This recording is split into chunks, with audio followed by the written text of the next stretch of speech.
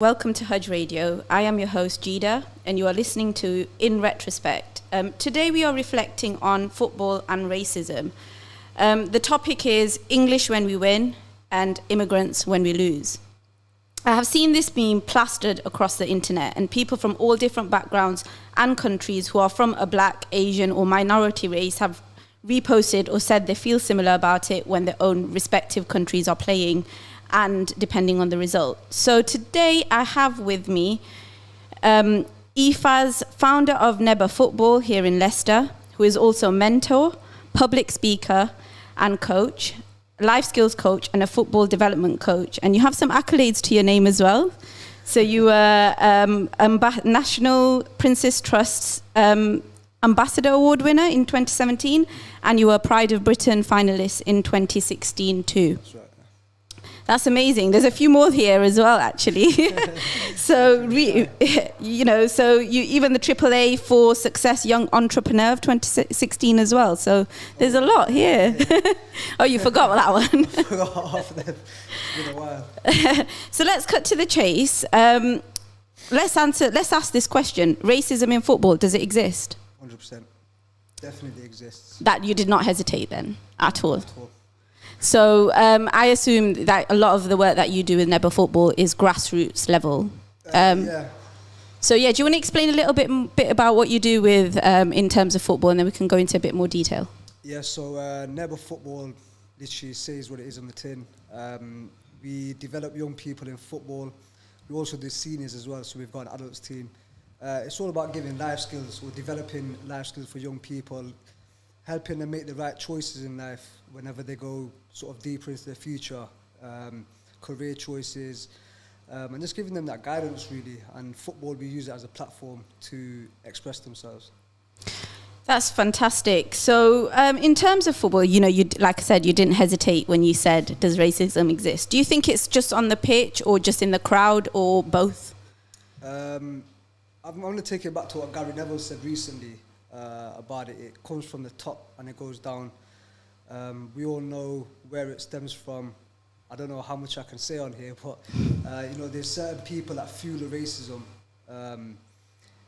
For example, when it comes to taking the knee, recently, just within, I think it was about a week or so into the Euros, when certain politicians were asked what do they think about the taking the knee, etc. And they talk about how it's called gesture politics. And yeah, I mean, we know that the Home Secretary Pratthill was on the news, and she did refer to it as gesture politics. And almost like when she was asked the question, would you condemn booing of the knee, she sort of said she wouldn't personally take the knee, and it's up to people how they feel about it initially. So she didn't necessarily say no, or she didn't necessarily say yes. She sort of took a neutral stance, which kind of made a lot of people feel that actually taking of the knee is so important to make a stand against racism in football and racism across the board, that having a high profile politician not turn around and make her stance clear was quite insulting to some degree. No, 100%, yeah. And like you said, it's quite contradictory to say that taking the knee is gesture politics. However, people shouldn't be doing it. However, people booing or fans booing the knee, it's up to them, and it's their choice if they want to do it or not. However, when it comes to the end of the Euros, the people at Hare and Boris Johnson, they're the first people to say that, it's disgusting what people are doing, and whoever's racist should be taken care of and all that kind of stuff. But they fueled it right from the get-go for them to turn around and say that racism shouldn't be happening. And they were called out by high-profile footballers as well at the time, straight after the Euros. So I guess gesture politics, if we're going to go down that route, to some degree, clapping the NHS on a Thursday at 8:00 to some degree was, but everybody got involved, and there were politicians, and it was all over the news. And I guess what we're saying here is, when you're doing that, you're standing in solidarity with the nurses and the doctors who worked tirelessly during COVID and selflessly, putting their lives essentially and their families in danger, and some of them actually isolating away from their families during that peak of the pandemic. and everyone felt that they needed to get involved, and I'm sure at some stage everyone did come out and clap and make sure that they showed support to this staff. So I guess to some degree that the taking of the knee is the same principle, coming outside and taking the knee. I know a lot of people associated it with the Black Lives Matter movement, which I think many people think it's an organization, which in parts in America there is an organization that represents it. However, a lot of people in the UK, Black Lives Matter is not necessarily supporting an organization. It is a statement, and it's making sure that people recognize that Black lives matter. And taking of the knee is in support of that movement and ensuring that people support. So yes, it was an absolute shame having people at high level politics, well, the highest level, the Prime Minister, also referred to it. He could refuse to condemn if people that decide to boo. So, I mean, what does it mean to you? I'm sure you've been to football matches and in person. And when there is something going on the pitch and a black footballer maybe misses something, what is the general reaction of the crowd? Have you experienced any racism? To be fair, when I've gone to a football match in terms of a professional football match, like in the stadium, I've not experienced any racism of such. That's interesting you should say that. So when I was younger, I used to go Old Trafford, so we're Man United fans, you can boo us if you want in our family.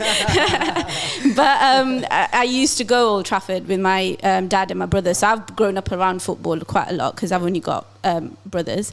And I went to watch them play against Leeds. Don't ask me when, it was a very long time ago. And there was racism actually. The football chants that were coming out of the away side were absolutely shocking, and I remember thinking, are they actually saying what I think they're saying? And it was so much more common than I actually thought. I guess it was probably talking 15 years ago, but it was still happening in the stands. So back to grassroots football then. So when you are, say if you've got a local football match, like you said, you've got seniors playing, so I'm assuming you play people from all different backgrounds, all different places around the UK and locally, I'm assuming. What have you experienced then? To be fair, like our young team, so under 16s who recently just folded, they were majority Asian, and I had a few black players there. My seniors team, probably one of all the most mixed teams in Leicester, I'd say. We've got white people, black people, Asian people, etc. It don't matter what game you're in, it don't matter how many white people you've got in your team or whatever it is, there's always going to be some form of racism wherever you go, especially when you go into certain areas or you have certain teams which are known for being racist. Right. There's even been times where, so I'm sure you've heard of CFA, another local team. Yes, quite, local to us and stuff.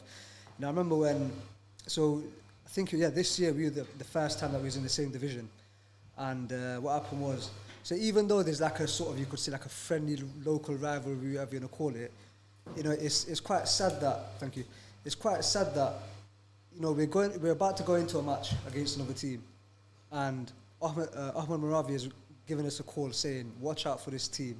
Right. They're known to be racist. This is what we've suffered with before. So how old is your youngest teams? In terms of competitive, they were, I can't remember now. We had an under 10s futsal team. They were the youngest. Right. Did you have to prepare them to when they play certain teams? Do you do some element of training if you're getting racism on the pitch, what they can do? To be fair, not with the under 10s. Right. I think the youngest I've ever had to prepare a team for things like racism is about 12 or 13. Wow, that's still young. This is talking about if it comes to referees, if it comes to going on your opposition, when we go certain areas. So I'll give you a story, for example, back in 2016, so was it 2016 or 17, I can't remember, but it was near the end of the season. We've gone away to Hinckley. Right. And the thing is with us, right, with a lot of the Asian football teams, you see that not many of the parents come to their football games. So we've gone to Hinckley, we've got the match set up, we're playing the match, and I think a few minutes in, one of my players was running the line, so he was a linesman for us that day. And at half time, he's come up to me and he goes, "Efaz, listen, there's guys, they're literally kicking me on the sideline saying all kinds of madness to me. You know, they're calling me. I don't want to say what they're saying, but yeah, of course. You know, they were saying all kind of nasty things to him, and they were kicking him and kind of like trying to intimidate him as well. So I've said to everyone, listen, get your stuff. We're gonna abandon the game and walk off and go home. I'm not gonna stand for it. Yeah, of course. And one of the players said to me, look, don't worry, just leave it. Let's play the game. We'll let our football do the talking kind of thing. We'll deal with it later. So I goes, okay, if everyone agrees to that, then that's what we'll do. And you know, throughout the game, there was so much going on. You could hear them from the other side of the pitch.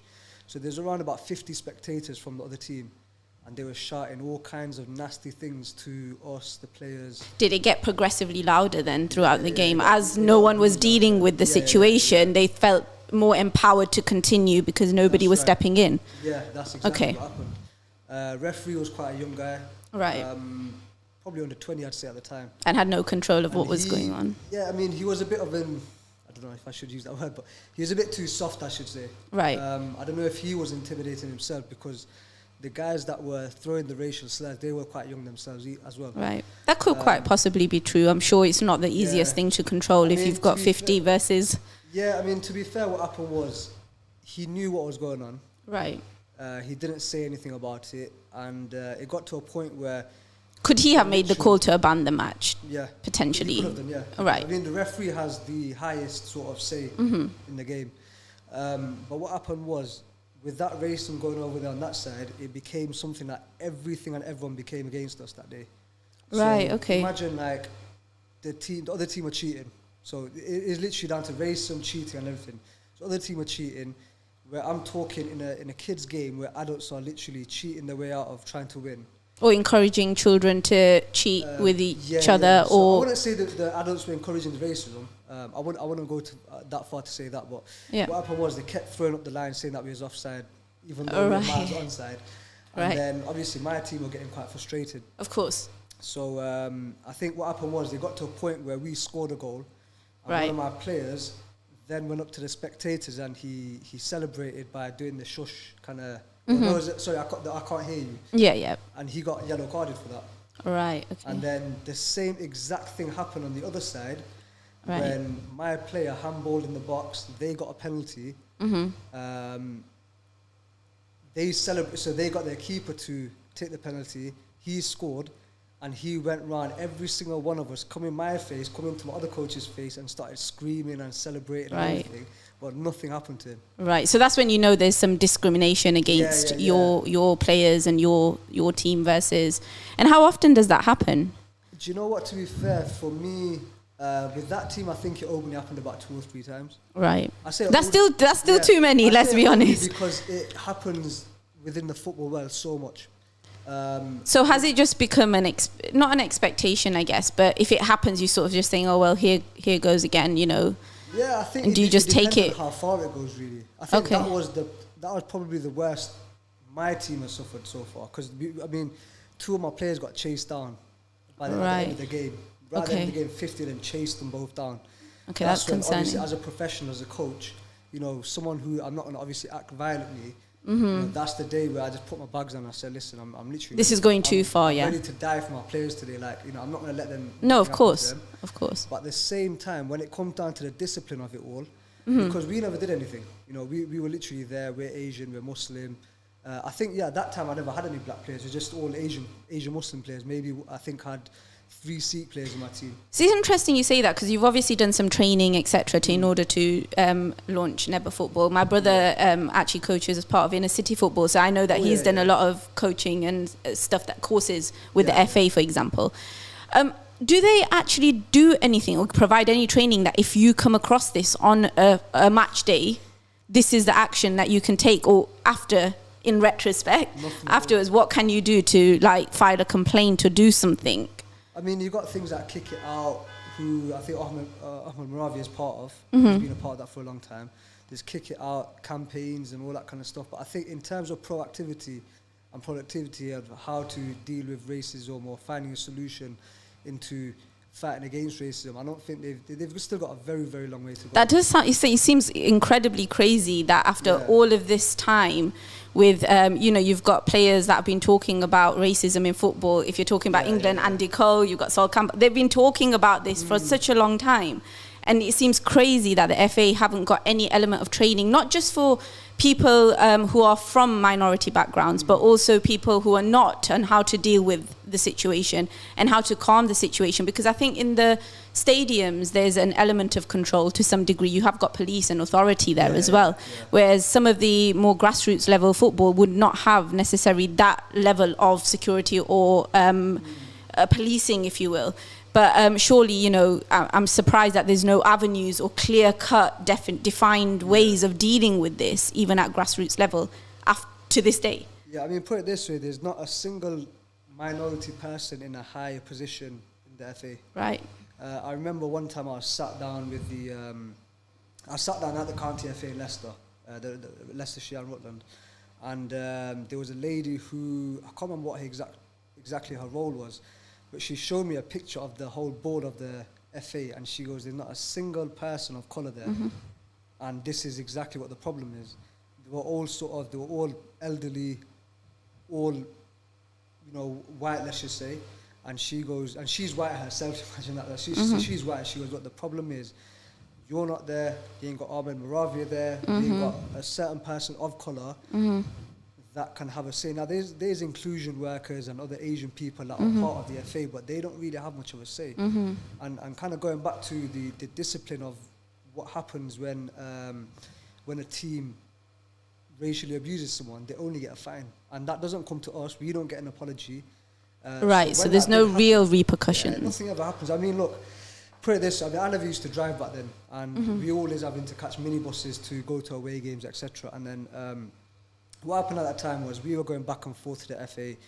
I probably spent about 40, 50 quid on taxis just to get there and back. Right. On the day of the case, so when we did the appeal thing, all that happened was I wasn't allowed to speak because I was a legal sort of representative for the player that I had with me.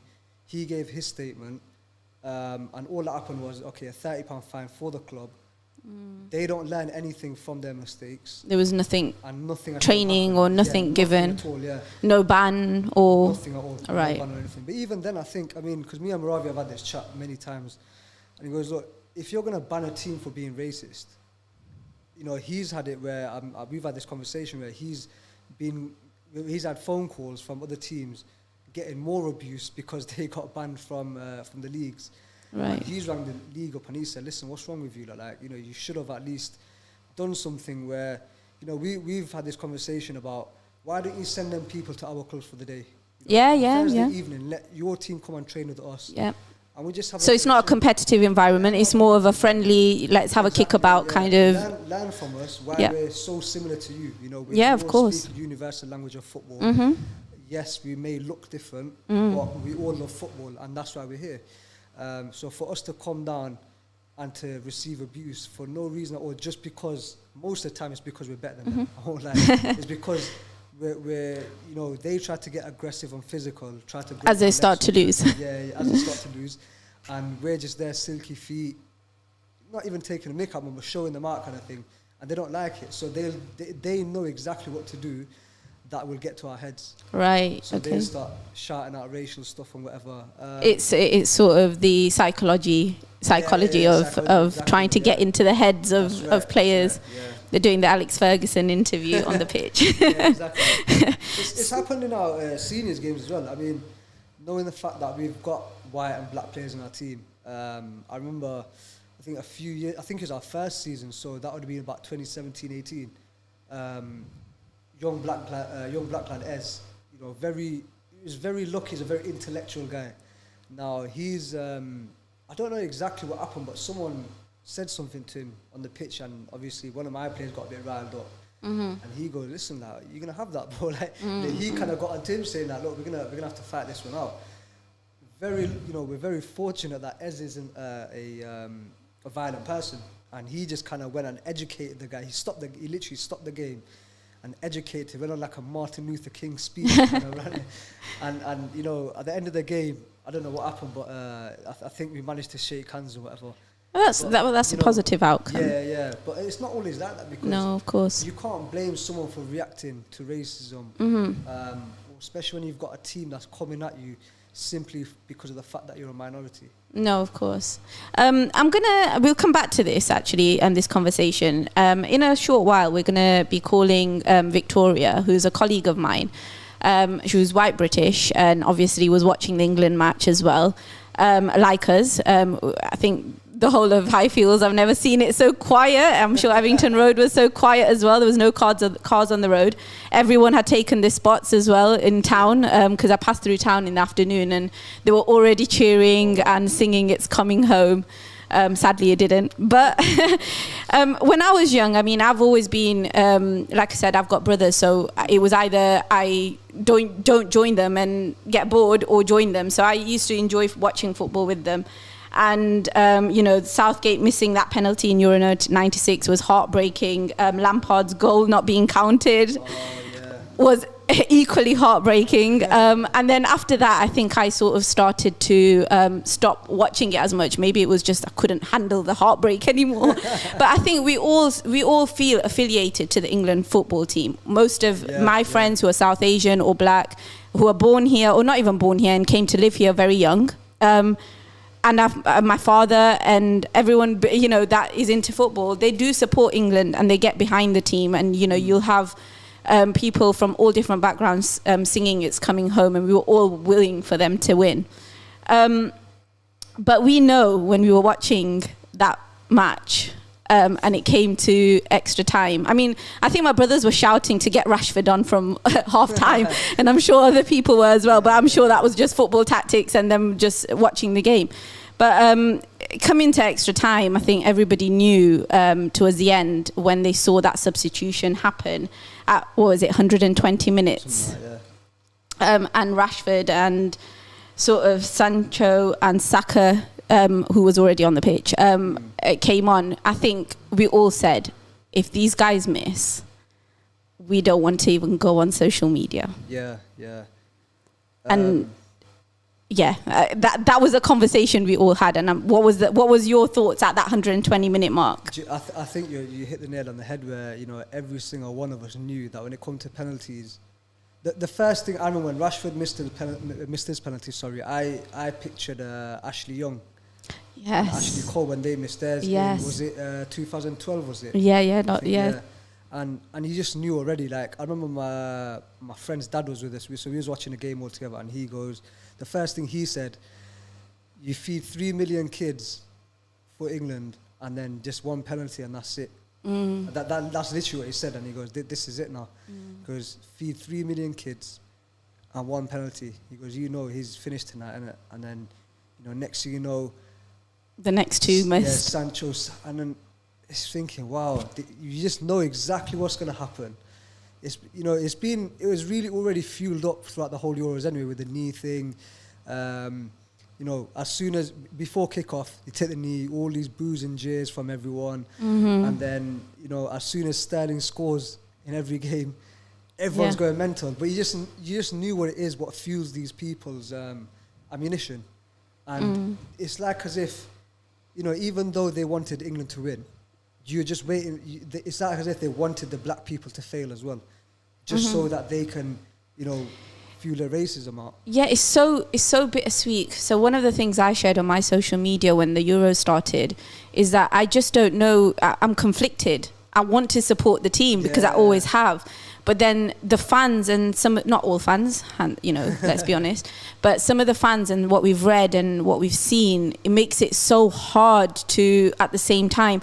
But then someone else said to me, but actually the boys on the pitch, the men on the pitch, like Rashford, they need our support. They deserve our support, and we should, and that changed my mindset. And I was like, yeah, right, they do need our support. Why should we stop supporting them because other people don't know how to support them in a fair and equal manner and do not see them as part, because they are England, we are England, they are our three lions, as everyone said.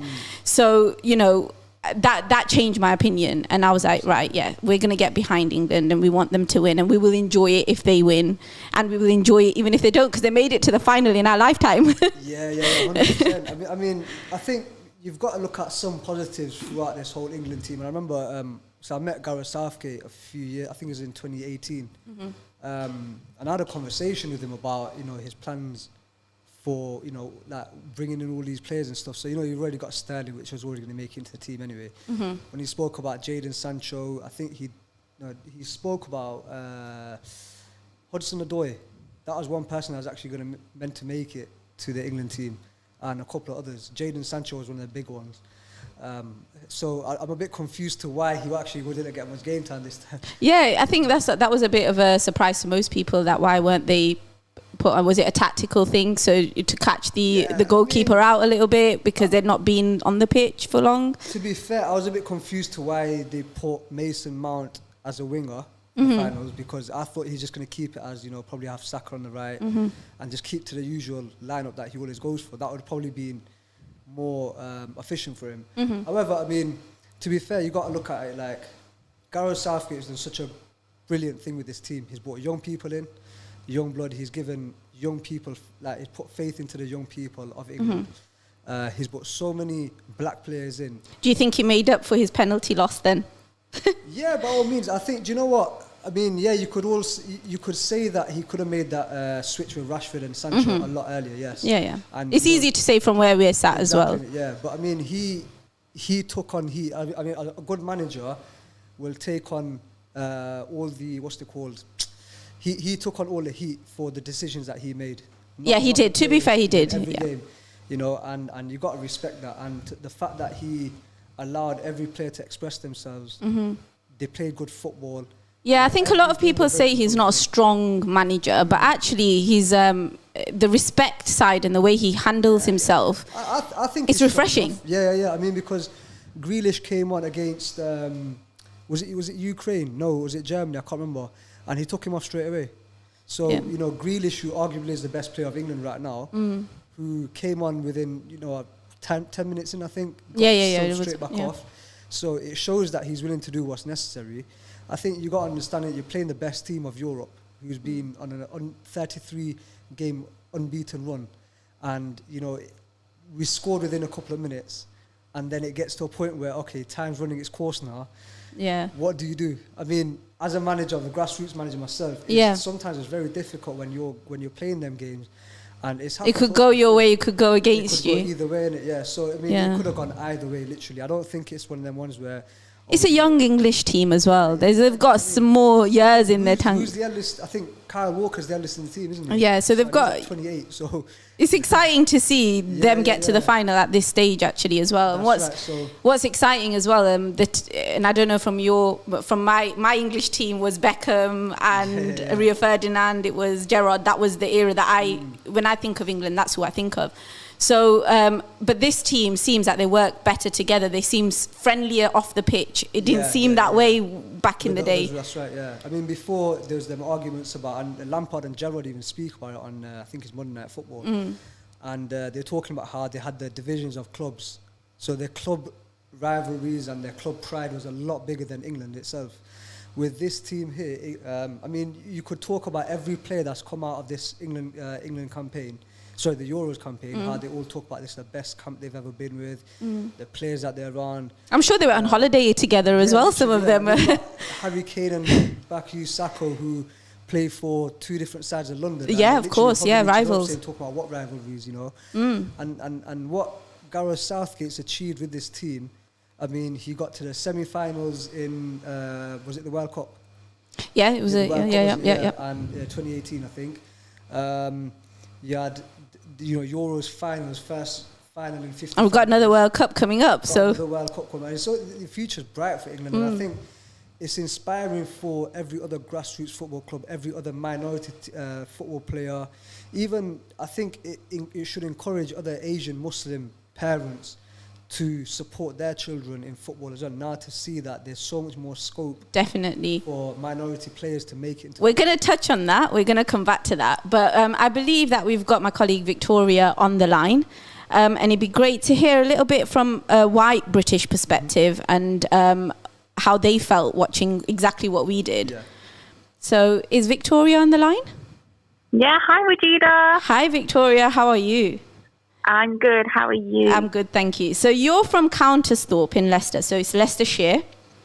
And I know that you're an avid football fan, being a Man City fan, so you're on the other side of Manchester to me, but we sit there next to each other, don't we, on a day-to-day basis? Oh, we do indeed.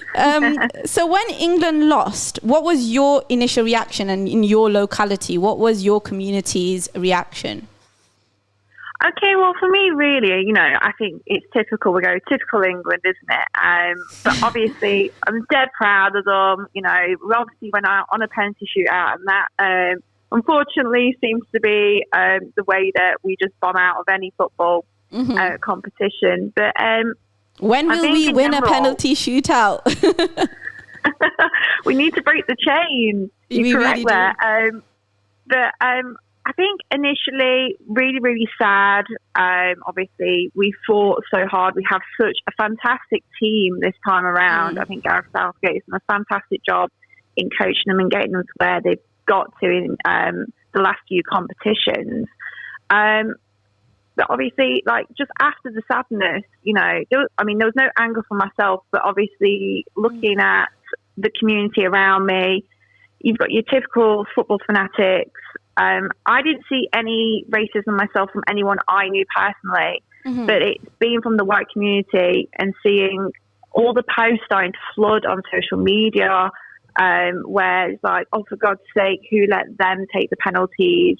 Oh my God, who decided that, and basically all the racist comments started coming out. And I don't want to obviously share those online because we've already been through so much hurt. Yeah, of course.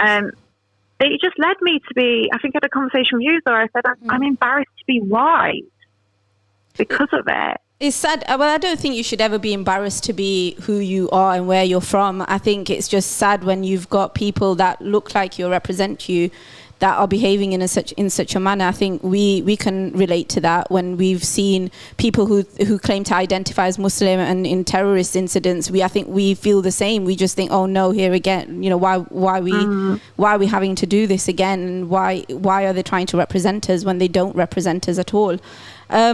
So, myself and Efaz here, we discussed about how we felt when we saw Rashford go up to take that penalty. And we knew that if he missed, we knew that, we're going to expect a massive backlash, racist backlash online.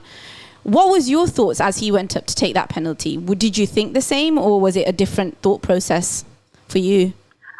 Honestly, for me, I didn't even think about that. I thought that here's a young 20-odd-year-old boy, having to take this moment on his shoulders. How many small mistakes have we made at, our teen years and our early 20s where, and he's got not just himself, he's representing the whole country. And I just felt sadness for him when he missed. It was just written all over his face, but I didn't even, and this is probably where I need to grow, I didn't even think about, if he misses this, he's going to be subject to a load of racial abuse. I don't think that's you needing to grow, actually. We all want to be more like you.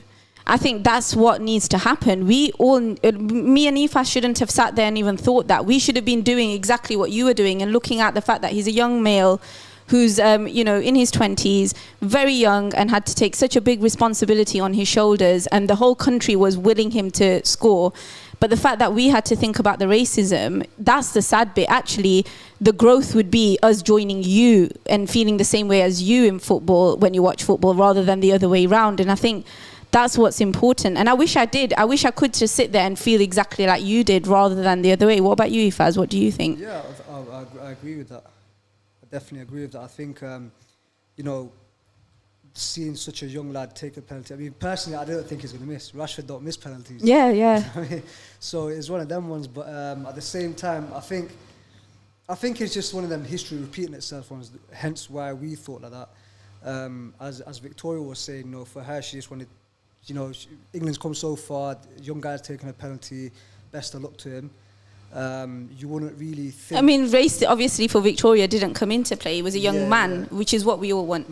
We all want to feel that way, don't we? Yeah, I think if the world wasn't the way it was, then we probably just would have thought, guy missed the penalty, or it's a young lad taking a penalty. But I think, in terms of growth, I think it would be nice for all of us to get to that stage in our lives where we can think, okay, just another young lad taking his penalty, rather than, oh, it's a black lad and he's going to face all the racism. Yeah, no, definitely. Thank you for your thoughts, Victoria. It's really insightful to hear from you as well, and how you felt watching it as well. Thank you for having me. I appreciate being given my perspective, because I'm like you guys. I just want to move forward from this, and I hope in the next 12 months, when we reach the World Cup in December next year, that especially where it's located, that maybe we will see the greater good in people rather than the bad side and minority who want to be racist to our players. That's a very good point, actually, because the next World Cup is going to be in Qatar, and it's going to be in a Muslim majority country. Obviously, it will be interesting to see how it is dealt with and how racism, touch wood, we will be past it, but we know deep down there's still a lot of work to do from conversations I've just had with you, Efaz. So hopefully, God willing, by then, we will be able to enjoy it. But fingers crossed. Thank you for calling in, Victoria. It was lovely catching up. Thank you. So that was interesting perspective to actually take. It was interesting to hear from Victoria and how she watched the football sitting there, and how nice would it be to watch a game and actually feel the way she did and not have to think about the fact of the race of the player that's just come on the pitch. It'd be so refreshing to I think when we were young, though, when she said that, I thought, actually, when I was a lot younger, that's how I did feel. Yeah. It kind of brought memories back. And then as I became older and got more wiser, we say wiser, as I understood society and politics a bit more, that's when the reality hit me. So I guess when it came back to what you said about the 12 to 13-year-olds and having that conversation, it's quite sad. I think it comes down to, for us, it's that reality of, we've seen it happen before. I remember Gary Neville said the exact same thing when he spoke about Rashford penalty. He goes, he knew straight away as he missed that penalty, the first thing he thought was what's going to happen tomorrow, or the racial abuse that he's going to suffer from. So everyone had different opinions, but I think some people have got that innocent side to them where it's just, another person taking a penalty. And some people, just because of experience, they just know that, look, this isn't going to turn out well. I think the lads actually handled it really well on social media as well. Like Marcus Rashford on social media. I mean, he's been doing great work, as we know anyway, both off and on the pitch. And Saka's letter as well. And I know recently I saw that he wrote back to a fan who actually wrote out and reached out to him, which, I think one of the things, and I've discussed this before, when we watched football when we were younger, there wasn't a personality behind the players. Beckham sort of broke that a little bit, didn't he, when he sort of got married and the Beckham brand became a brand when he married Victoria. And that's when we first started to see the personalities of players, and the wives and girlfriends became a thing, and we all started to see the tabloid papers chasing the footballers and trying to get them. Well, now with the advent of social media, it brings a whole new personality forward, doesn't it? So like Marcus Rashford doing the work that he does off the pitch becomes really pushed to the forefront. And it's not just about what they're doing on the pitch. Their personalities off the pitch and the PR world becomes a bigger thing for them as well, doesn't it? And they become essentially bigger role models in that sense as well. I think you need to understand that. I mean, you got a 19-year-old, 23 and a 20-year-old, right? Sancho. And I mean, I'm 30, 31. It sometimes takes me back a bit to understand how young these guys really are. Yeah. Like you said, they've got the PR pressure, the media, they've got their football careers. They're playing at a very high level of world football, the highest. One's playing at Arsenal, two of them are at United now. And, the pressures that they've got, and then to, become role models at such a young age. They're brands in their own self, aren't they? Even, I think Alex Ferguson said about Rashford is that, look, you don't need to teach this guy how to become a man.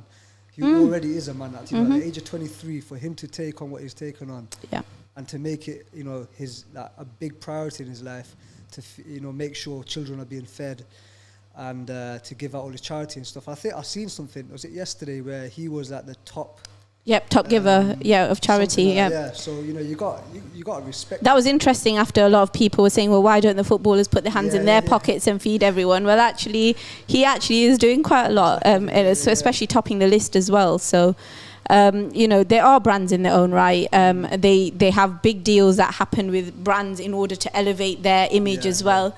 It's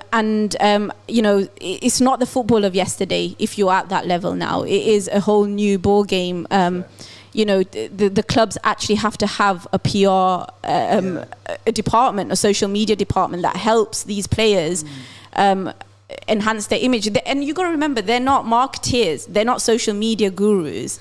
They are footballers who are now having to do two jobs essentially. They're celebrities on one side and role models, but then at the same time they've got to do the training and they've got to do the things that they do on the football pitch. So there's so much pressure, whereas before you may have missed. So Gareth Southgate, for example, when he missed, it was the newspapers that were grilling him, but he didn't have all the public and he didn't have to hear what we were all thinking when he missed. We just did that amongst our households, whereas now everything that's happening and whispers that are happening in the households are not happening in households anymore. They're happening on a public sphere. So actually, to some degree, what we're discussing is the clubs as well have certain responsibilities, and the FA need to consider not only the support that they give players on the pitch, but also the support that they get when they have all of this backlash that comes with it. Because I right now it's at international level.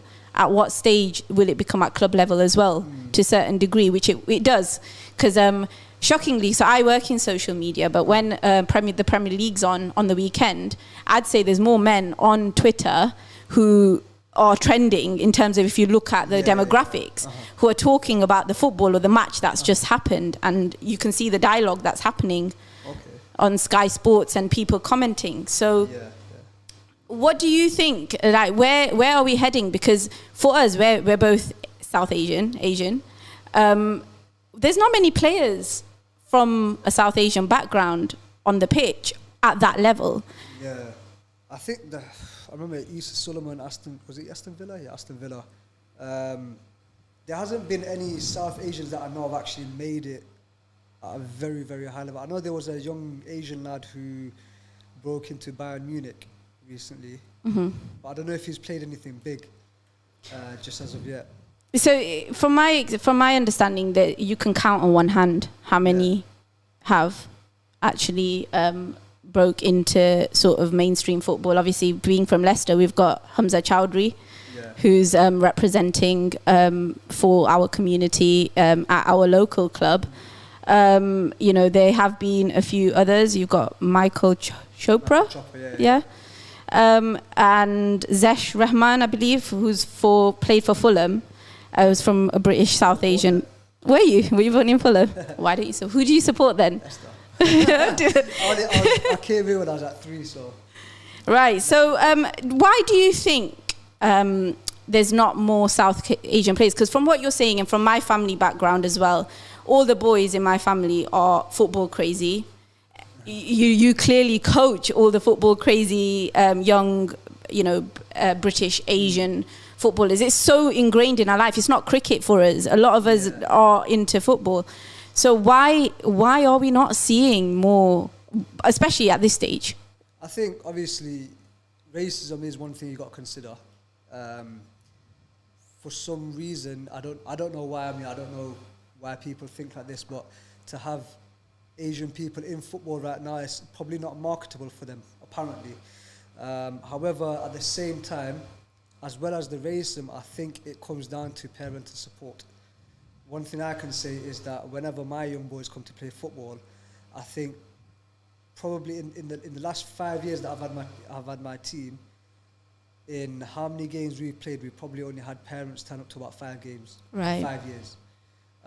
So that's another major factor. And I think if Asian parents supported their children more, there would be a chance of us breaking through in somewhat way. I think the issue that we've got within the South Asian community, especially when it comes to supporting because as we know, there's always when you're going into education, become a doctor, do something like accounting, do one of these dentist, I don't know, do one of these professions.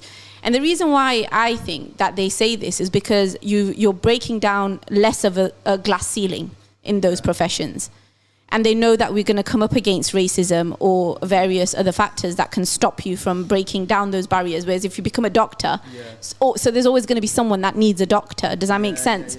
So do you think it's because of the experience of racism and coming into the country, they don't want to have that risk factor of actually you might not make it to professional level, and by the time you've tried, you're going to lose all this opportunity of education, and then your future, you're going to be a bit stuck? I mean, look, things are improving slowly.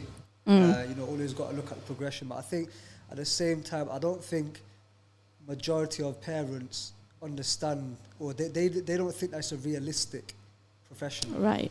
Profession. Sorry, they think when it comes to boxing or whatever it is, this and that, they don't think it's a realistic profession where an Asian person can get into. Yeah, so like Amir Khan, when he broke the boxing thing, kind of broke that barrier a little bit. I was just going to say this exact same thing. So Amir Khan right now, obviously, he's broken every barrier of boxing, become world champion, worldwide, etc., global. So that stigma that parents had was a little bit broken down, I guess. Yeah, and then now you see how many Pakistani or young Muslim fighters. Yeah, amateur level, Amateur level, even some of them are at professional level. Yeah. The rest of it just comes down to marketability. Mm-hmm. How well can you market yourself to go on that global level?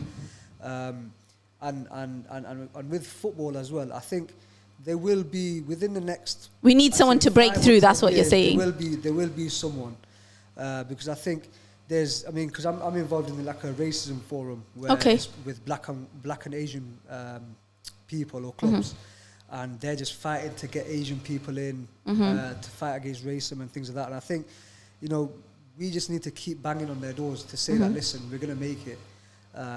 It'll be exciting, that moment, to see someone that is like us 100%. At a really high level walking out on that pitch. Exactly. I think it's going to take time. I mean, to be fair, there's a lot on sort of conference or sort of championship level. There may be a few, but it's just about getting them to getting that one breakthrough in a big Premier League club to show some kind of magic, and then have people talking about it.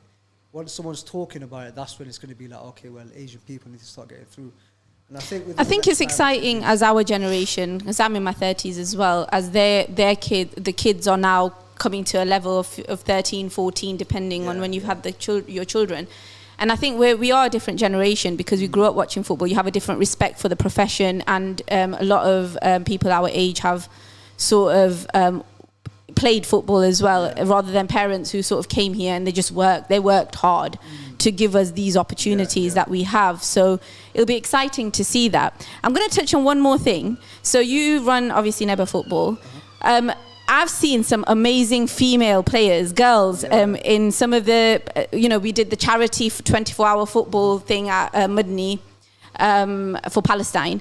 And that was really exciting for me, seeing some young girls really playing some fantastic football. And when asked the question, they play on a weekly basis. Some of them play at goals. So what is Neba Football doing for the young women who actually want to get into football? Do you know what? The first thing I ever wanted to do, put it this way, right? Neba Football was an unintentional project that came out the wood. It just came out of nowhere, let's just say. Yeah. Now, one of the biggest things that we wanted to do, because my mum's involved in as well. She's a Niqabi woman. She was the club secretary and development coach. She ran that basically, let's just say.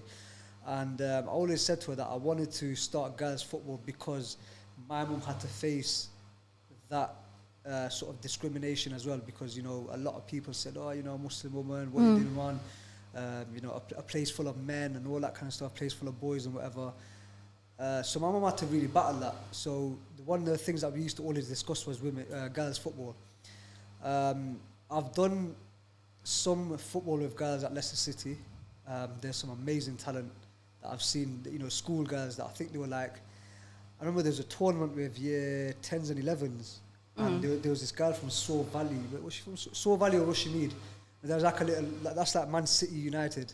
Yeah, they are rivals, aren't they? I remember I had to ref the game, and I'm not gonna lie, there was a girl on each side, two of them, one from Rushmead, one from Saw Valley, And I went to speak to him at the end, and I was like, wow, you two are flipping amazing. Honestly, and the Asian as well. But you know, two Asian girls. And at them times, I'm talking about 5-6 years ago now, and I would never ever have expected to see, you know, firstly an Asian girl as good as they were. There's also a girl that I went to a course with at Leicester City with Katie Smith. She played for Leicester Girls, and even her, she used to make us men look like amateurs. She used to she used to skill us all up on the pitch, like proper actually do us on the pitch. But yeah, I do want to start something. At the moment, Neba's kids side of things are on hold. Just want to make sure we're exactly clear on all the COVID guidelines before getting of course. to pay everything and whatnot. Of course. And just go through a bit of a restructure. But girls football is something that I really want to do. It is exciting because obviously, I mean, Manchester United founded their club just recently in 2018. So which is a shock. People might not realise, but that is so new. Yeah. But actually, the England females football team actually made a final before the men's team. So, you know, it's exciting, and it's exciting to see young women like me are interested in it, because when I was growing up, a lot of the sports that I was told to play were hockey or netball or whatever, and actually seeing young women getting involved in football is exciting. And I think there's you know, loads of changes coming up. From what speaking to you, I think there's a long way to go in terms of racism and football. However, there's a lot more exciting things coming up from the South Asian community in terms of breaking through that wall, and women in football as well. So I'm sure you'll be back again and to talk more in more detail. Definitely. But and going back onto girls football, there's a big shout out to a group of girls actually from Leicester. I think her name is Aisha, and I forgot the other guys' names, but I know they've got like a session that they run on Friday. I think I have seen something, yes. Yeah, do you know what? Because I've spoken to them a few times, and I said, look, you know, I've always wanted to do something with guys' football. If you guys want to take it to like a next level kind of thing, let me know. We can always have a conversation about it. But I think they just wanted to play for, you know, just their enjoyment and stuff, and it's nice to see that, you know, the last time, I mean, I don't remember seeing girls at goals playing five-side football, just having their own sessions, you know, organising it, getting 10, 15 girls down. And they're all sort of like slightly above 20. So still quite young, but still not as old to, you know, having their own thing going on. And it's just refreshing to see, and it's very empowering to see that women are, you know, taking it on their own backs now. So we're going to create our own platform to express ourselves and play football, do something that we love. And I've not seen them play yet, but I'm sure that there's a lot of talent there to be shown. So yeah, inshallah. So it'll be great to see. Thank you for coming and having a good chat with me. It was really interesting and insightful, actually. And if anyone wants to get involved or play football or have any children, they can get in touch with you on social media. Is it at Neba Football on Instagram? Neba Football, yeah, that's right. So they can get in touch. Thank you for listening, and hopefully we'll catch up soon.